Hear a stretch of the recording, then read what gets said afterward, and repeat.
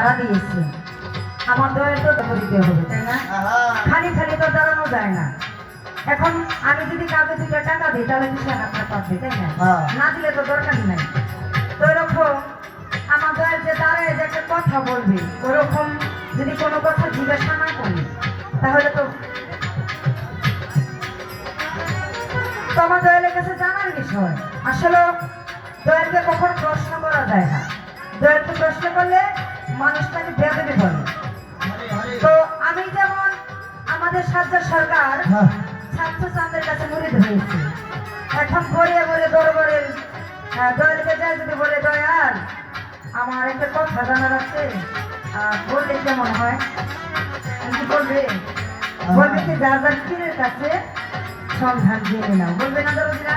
আর শামসুস্তান ভক্তিবৃন্দ দ্বারা, আর আমার শামসুস্তানকে যদি জিজ্ঞাসা করে সে কিন্তু কিছু পাওয়া যাবে না, নাকি?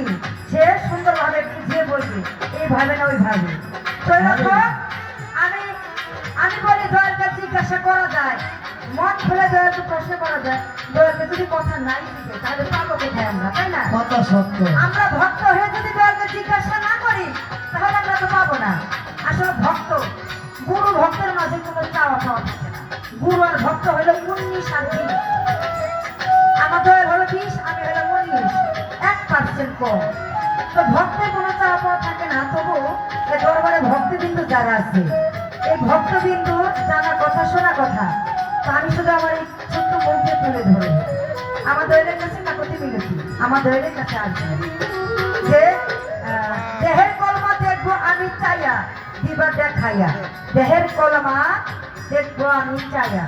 ধরো আমার জানার বিষয়, কলেমাকে দেখার বস্তু নাকি কলেমাকে পড়ার বস্তু, নাকি কলেমার মূল বিষয়টা কি?